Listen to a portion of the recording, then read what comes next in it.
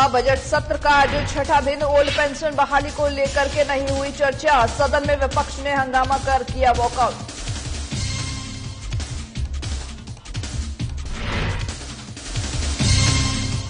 पुरानी पेंशन बहाली को लेकर के कर्मचारियों का हल्ला बोल। विधानसभा का घेराव करने पहुंचे कर्मचारी। पुलिस और कर्मचारियों के बीच हुई नोकझोंक।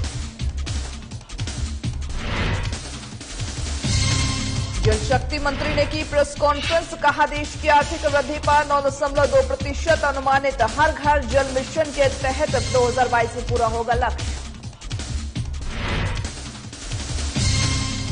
हाटी समिति ने पीएम को भेजा ज्ञापन। जनजाति दर्जा देने की उठाई मांग। 11 मार्च को विधानसभा घेराव करने का किया आह्वान। अंतर्राष्ट्रीय शिवरात्रि महोत्सव की शुरुआत। पंडल मैदान में विराजमान हुए देवी देवता। दर्शन के लिए लोगों की उमड़ी भीड़।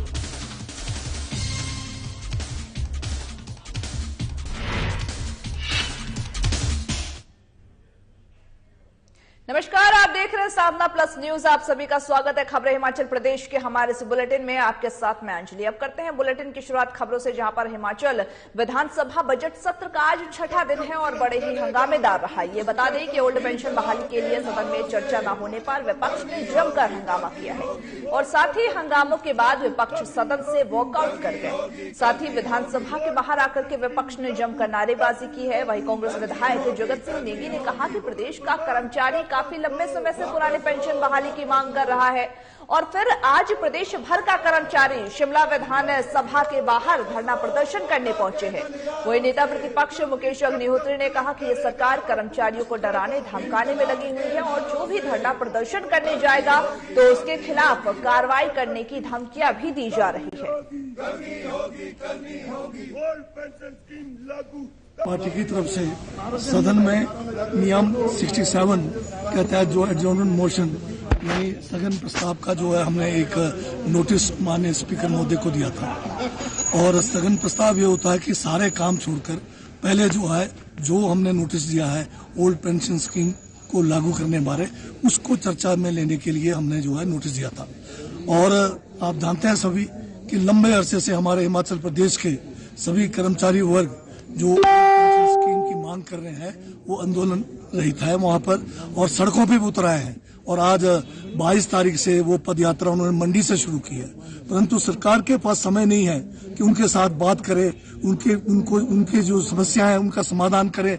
और यहाँ तक कि संडे के दिन माननीय मुख्यमंत्री जी जो है वॉक ओवर में बैठकर प्रधानमंत्री जी की मन की बात सुन रहे थे और उसको पूरा मीडिया में भी जो है दिखाया गया। और जो लोग आज सड़कों पर उतरे हुए हैं जिनकी जायज मांगे हैं उनको जो मानने के लिए उनको जो है समय देने के लिए उनके पास टाइम नहीं है। सरकार ने 25 फरवरी 2022 को नई इंस्ट्रक्शंस जारी की चीफ सेक्रेटरी ने और इन इंस्ट्रक्शन में इन्होंने कहा कि स्ट्राइक, डिमॉन्स्ट्रेशन, बाइकॉट और कुछ भी आप करेंगे तो आपके खिलाफ सख्त अनुशासनात्मक कार्रवाई होगी। 3 and 7 कंडक्ट रूल ऑफ 1964 ढूंढ के ला रहे हैं। 1964 के रूल्स, 1953 के रूल्स, जब हिमाचल बना भी नहीं था उससे पहले के रूल्स जो है, इसमें इन्होंने कहा कि सैलरी, वेजेस, एमोलूमेंट, आपको कोई पैसा नहीं मिलेगा अगर आप आंदोलन करेंगे, अगर आप बाहर प्रदर्शन करेंगे और आप पे ऊपर काम नहीं तो वेतन नहीं लागू होगा। और पुरानी पेंशन स्कीम बहाली को लेकर के प्रदेश भर से हजारों कर्मचारी विधानसभा का घेराव करने शिमला पहुंचे हैं, जहां पर पुलिस ने बैरिकेड्स लगाकर के सभी कर्मचारियों को रोक लिया है। बताते चले कि हजारों की तादाद में कर्मचारी विधानसभा की ओर कूच कर रहे हैं। इस दौरान ही पुलिस और कर्मचारियों के बीच हाथापाई भी हो रही है और कर्मचारियों पर पानी की बौछारें भी डाली जा रही है। वहीं कर्मचारियों का यह कहना है कि वे शांतिपूर्वक तरीके से प्रदर्शन करने आए हैं, लेकिन उन्हें विधानसभा की तरफ से नहीं जाने दिया जा रहा। और उन्होंने कहा कि सरकार आज भी ओल्ड पेंशन स्कीम की घोषणा करे और साथ ही यह भी कहा कि कर्मचारी तब तक यहां से नहीं जाएंगे।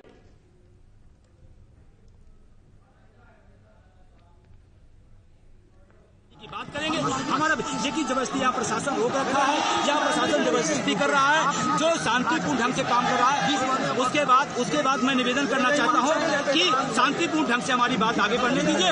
हम कोऑपरेट करेंगे लेकिन अपनी बात मुख्यमंत्री से करके जाएंगे। हम यहाँ रुकेंगे, आगे बढ़ेंगे, लेकिन अपनी बात को हम रोकने नहीं देंगे। अगर आपको हम शांतिपूर्ण ढंग से अपनी बात को आगे बढ़ाएंगे। ले जाएंगे, लेकिन रुकेंगे नहीं। और ये सरकार और प्रशासन।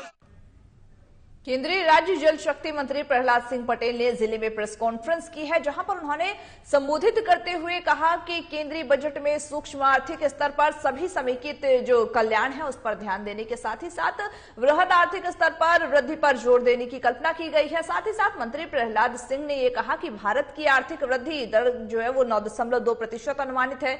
अर्थव्यवस्थाओं में यह सबसे अधिक है। वही साथ ही उन्होंने बताया कि 14 क्षेत्रों में उत्पादन से जुड़ी हुई जो प्रोत्साहन योजना है उसके तहत ही 60 लाख नए रोजगार उसका भी सृजन होगा।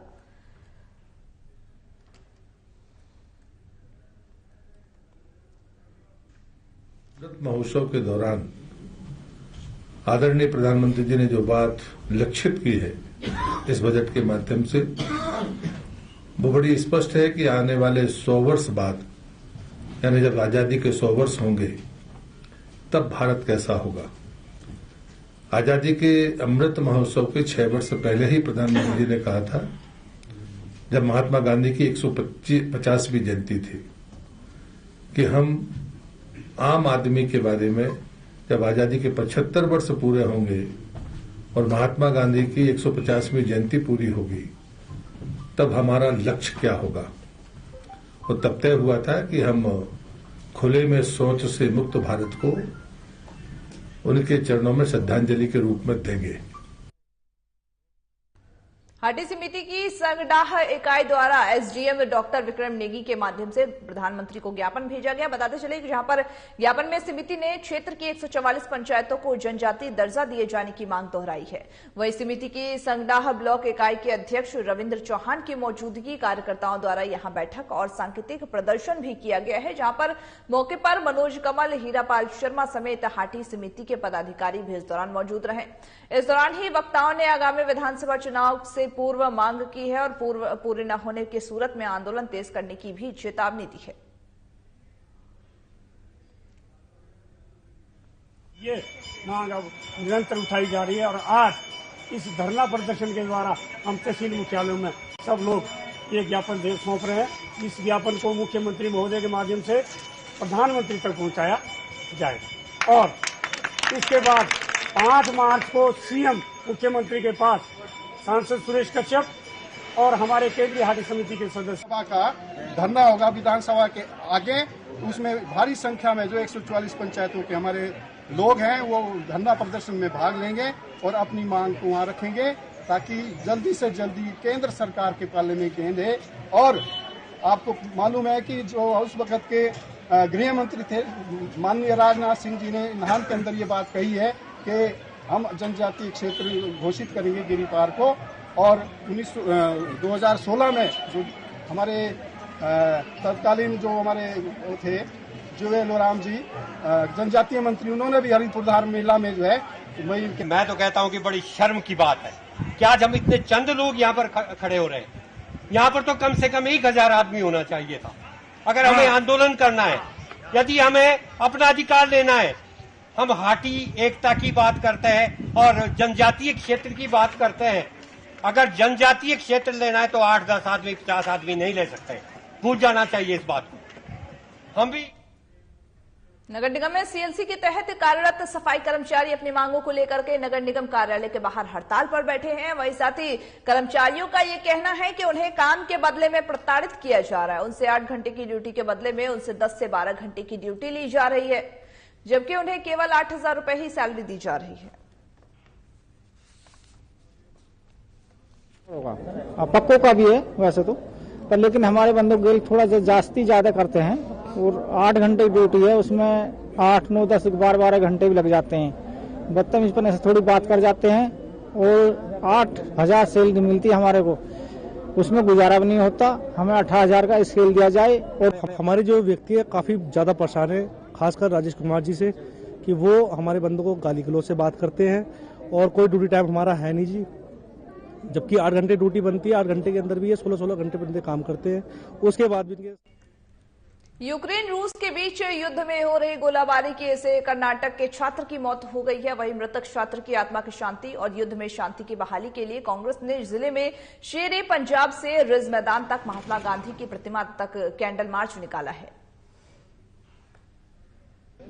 बहुत सारे लोगों को जो है देश में वापस लाया गया है, लेकिन अभी भी बहुत सारे छात्र और नागरिक जो है यूक्रेन में फंसे पड़े हैं, और खासकर उस जगह पे जहां अभी युद्ध चल रहा है। और अभी पिछले दिनों हमारे एक छात्र नवीन जो कर्नाटक के रहने वाले थे, उनकी दर्दनाक मौत हुई है। और आज सूचना के मुताबिक कुछ और छात्र भी जो है मौत का शिकार बने। आज हमने निर्णय लिया, तो हम और मेरे साथी बीते 7 दिनों से चल रहे रूस यूक्रेन युद्ध ने जहां खार्किव और कीव के कई शहर भवन तक तबाह कर दिए हैं, तो वहीं दोनों ही इलाकों में हालात बद से बदतर हो गए। ऐसे में भारतीय दूतावास ने सुरक्षा के मद्देनजर पहले भारतीय छात्रों को कीव और खार्किव को जल्द से जल्द छोड़ने की अपील की है। वहीं जिसके चलते ही यूक्रेन में फंसे भारतीय छात्रों के परिजनों की चिंता और ज्यादा बढ़ने लगी है। यूक्रेन के बुकोविनिया यूनिवर्सिटी से MBBS कर रहा है, और मेरा बेटा जो है वो 6th ईयर के लास्ट सेमेस्टर में है।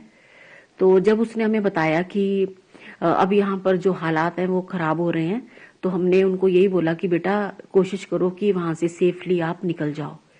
और उसी दौरान जो है फिर हमें पता चला कि वो बच्चे जो हैं वहां से निकल गए, और उन्हें थोड़ी सी मुश्किलों का भी सामना करना पड़ा। और अब वो बेटा जो है जब वो बॉर्डर के पास पहुंचा, रोमानिया बॉर्डर के पास, तो वहां फिर उनको थोड़ा सा वेट करना पड़ा। और वहां पे जो टेम्परेचर था वो बड़ा ही लो था, माइनस में चला गया था। और अंतर्राष्ट्रीय शिवरात्रि महोत्सव की शुरुआत हो गई है। बता दें कि पौराणिक परंपरा के अनुसार शिवरात्रि महोत्सव में देवी देवताओं का आगमन होता है, और ये देवी देवता परंपरा के अनुसार ही पंडल मैदान में विराजमान होते हैं।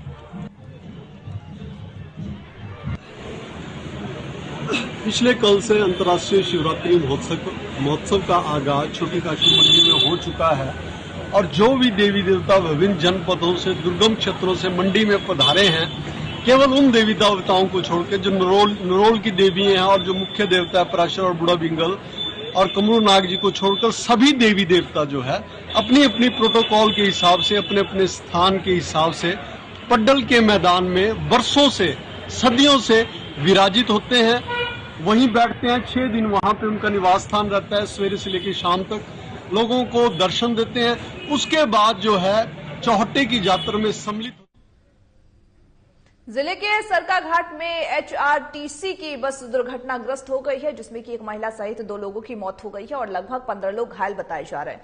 बता दें कि घटना घाट पंचायत के झीड़ गांव के पास की बताई जा रही है।